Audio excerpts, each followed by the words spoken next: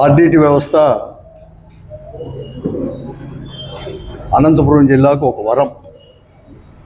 దాదాపుగా 56-57 సంవత్సరాల నుంచి ఈ అనంతపురం జిల్లాలో ఆర్డిటి సంస్థ కూడా సేవలు కూడా అందిస్తూ ఉంది. ముఖ్యంగా గ్రామీణ ప్రాంతాల్లో పేద వర్గాల అభ్యున్నతి కోసం కూడా కృషి చేసేదే కాకుండా మరీ ముఖ్యంగా విద్య విషయంలో అయితేమి, అలాగే వైద్యము, క్రీడలు, మహిళా సాధికారత విషయాల్లో కూడా కార్యక్రమాలు కూడా అనేకమైన కార్యక్రమాలు తీసుకొని ప్రజలను చైతన్యవంతులు చేసింది. వారిని కూడా ఆర్థికంగా కూడా ముందుకు కూడా తీసుకొని పోయింది ఈ సంస్థ. ఇవి గ్రామీణ ప్రాంతాల్లో కూడా ఒక గృహాలన్నీ కూడా దాదాపు కొన్ని లక్షల మంది కూడా ఈ జిల్లాలో కూడా కట్టించిన దాన్ని కూడా ఆర్డిటి సంస్థకే కూడా ఖ్యాతి కూడా దక్కుతూ ఉంది. ఈ సంస్థ అనేది కూడా అనేక రకాల కూడా సేవలు అందిస్తూ ప్రజల్లో కూడా ఒక నమ్మకం కూడా ఏర్పరచుకుంది. కానీ ఇటీవల మాత్రం వారందరికీ కూడా FCRA కూడా రిజిస్టర్ చేసే దాంట్లో కూడా కేంద్ర ప్రభుత్వం అనేది కూడా పెండింగ్ అనేది కూడా పెట్టింది. దానికోసమే అనంతపురం జిల్లాలో ఉండేవారందరూ కూడా ఎంతో కూడా పెద్ద ఎత్తున కూడా ఉద్యమాలు కూడా చేయడం కూడా జరిగింది. కేంద్ర ప్రభుత్వం దృష్టికి తీసుకొని పోయి ఆర్డిటి అనేది కూడా ఈ జిల్లాలో అనేది కూడా ఇంకా కూడా కొనసాగాల్సిన అవసరం ఉంది. ఒక అనంతపురం జిల్లా, ఉమ్మడి అనంతపురం జిల్లానే కాదు, రాయలసీమ ప్రాంతాల్లో అలాగే తెలంగాణలో కావచ్చు, వెనుకబడిన ప్రాంతాల్లో కూడా పనిచేసింది.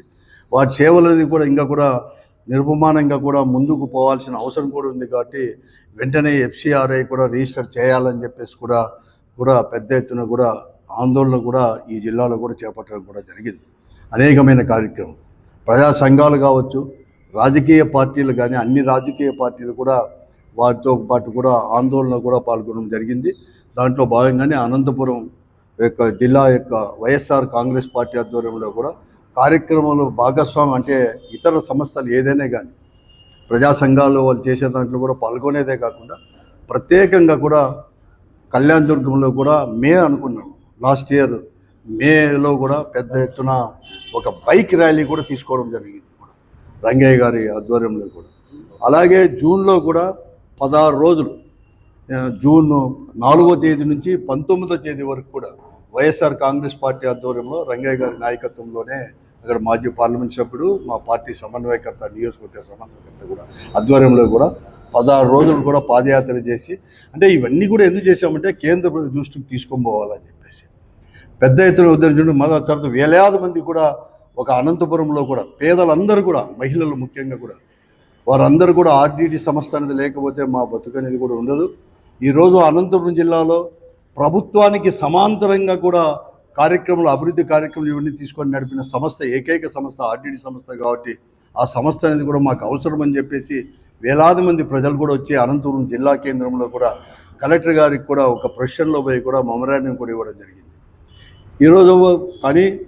ఈరోజు ఇక్కడ ఉండే ప్రభుత్వం కావచ్చు, ప్రభుత్వంలో ఉండే పెద్దలు, ముఖ్యంగా అధికార పార్టీ ప్రజాప్రతినిధులు, మంత్రులు, వారందరూ కూడా ప్రజలను తప్పుదోవ పట్టించడానికి, ముఖ్యంగా ఆ ఉద్యమాన్ని నీరుగార్చడానికి, ప్రజలు డైవర్ట్ చేయడానికి, ప్రజలు కూడా చేసుకోవడానికి మేము కూడా దానికి కూడా సైతం అని చెప్పేసి మేము తీసుకొని వస్తాం.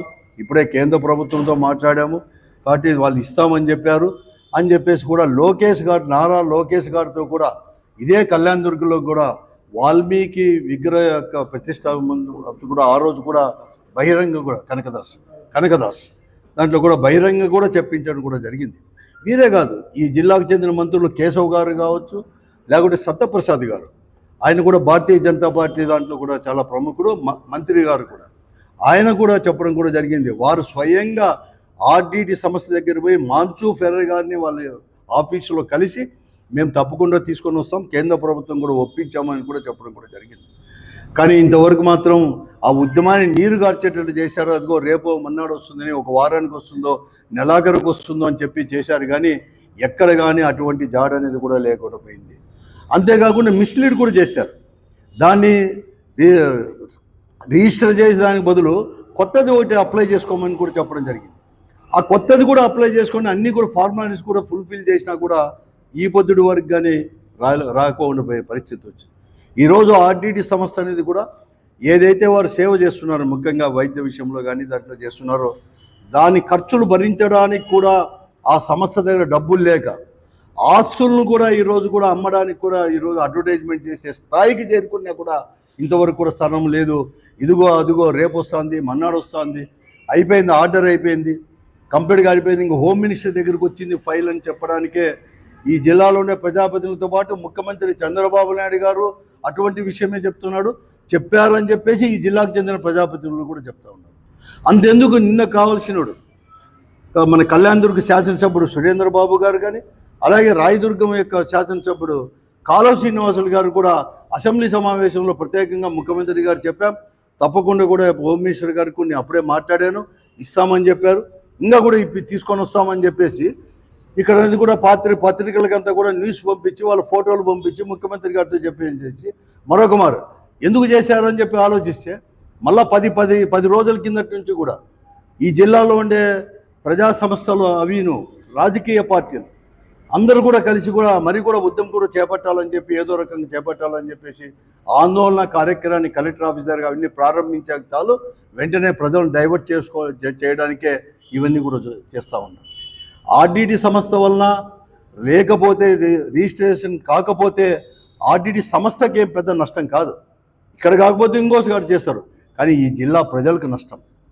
ఈరోజు ఏదైనా కానీ సేవా కార్యక్రమాలు కానీ అసలు కొన్ని కార్యక్రమాలు తీసుకునే దాన్నే ఈ ప్రభుత్వాలకే, రాష్ట్ర ప్రభుత్వాలకు కేంద్ర ప్రభుత్వానికి కూడా ఆదర్శమైపోయి అవన్నీ కూడా హౌసింగ్ ఇటువంటివన్నీ కూడా చేసిన సంస్థ ఇది. అటువంటి చరిత్ర ఉండే సంస్థ ఇదంతా కూడా ఈరోజు ఇవన్నీ కూడా తీస్తున్నారు.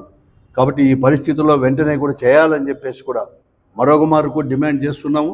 మేము ఇప్పటికే ప్రజా సంఘాలు ఏ కార్యక్రమం తీసుకున్నా లేకపోతే రాజకీయ పార్టీలు ఆర్డీటీ సంస్థను నిలబెట్టడానికి ఏ కార్యక్రమం తీసుకున్నా కూడా వైఎస్ఆర్ కాంగ్రెస్ పార్టీ పూర్తి మద్దతు ఇచ్చేదే కాకుండా మా భాగస్వామ్యం కూడా దాంట్లో మా పార్టీ భాగస్వామ్యం కానీ బట్టి మా వాళ్ళందరూ లీడర్ల యొక్క భాగస్వామ్యం ఇదే కాకుండా ఈరోజు ప్రత్యేకంగా కూడా వైఎస్ఆర్ కాంగ్రెస్ పార్టీ ఆధ్వర్యంలోనే 1,00,000 మందితో పోస్ట్ కార్డులు చేసేసి కూడా ఒక ఉద్యమ మాదిరి తీసుకొని అది కూడా నేరుగా ప్రధానమంత్రికి సేవ్ ఆర్డీటీ అనేది ఈరోజు కేంద్ర ప్రభుత్వానికి వినపడేటట్టు చేశాం, కానీ ఈరోజు నేరుగా ప్రధానమంత్రికే మేము అనేది కూడా తీసుకొని పోవాలని చెప్పేసి కూడా వైఎస్ఆర్ కాంగ్రెస్ పార్టీ నిర్ణయం తీసుకుంది.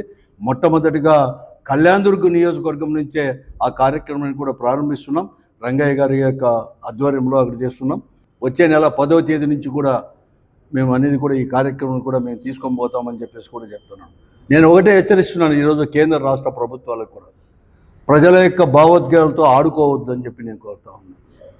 ఈరోజు కూడా ప్రజల కాబట్టి ఆ భావోద్వేగాలతో మీరు కన్నా ఆడుకుంటే తీవ్రమైన పరిణామాలు ఉంటాయని చెప్పి కూడా ఈ ప్రభుత్వాలు 2 ప్రభుత్వాలను కూడా నేను హెచ్చరిస్తున్నాం. కేవలం మతాన్ని అడ్డం పెట్టి మతం బూచి చూపించి ఈరోజు ఆర్డీటీ సంస్థకు అనేది రెన్యూలు చేయకోకుండా ఈ జిల్లాలో పేద ప్రజల యొక్క బతుకుల్లో అనేది కూడా మీరు అనేది కూడా చేస్తే తీవ్రమైన పరిణామాలు ఉంటాయి అనేది కూడా నేను ఈ ప్రభుత్వాన్ని హెచ్చరిస్తున్నాను. అందుకోసమే వైఎస్ఆర్ కాంగ్రెస్ పార్టీ ఈరోజు ఏ సంఘాలు ప్రజా సంఘాలు తీసుకునే దాంట్లో భాగస్వామ్యం అనేది కూడా ఉండేదే కాకుండా మేము ఈ కార్యక్రమాన్ని కూడా ప్రత్యేకంగా ఈ పోస్ట్ కార్డుల ఉద్యమం అనేది కూడా అది కూడా 1,00,000 మందితో నేరుగా ప్రధానమంత్రికి రాసే కార్యక్రమాన్ని కూడా వైఎస్ఆర్ కాంగ్రెస్ పార్టీ చేపడతా ఉంది. అది మొట్టమొదటిగా కళ్యాణదుర్గ నియోజకవర్గం నుంచే వచ్చే నెల 10వ తేదీ నుంచి కూడా ప్రారంభమవుతుందని చెప్పేసి కూడా నేను చెప్తా ఉన్నాను.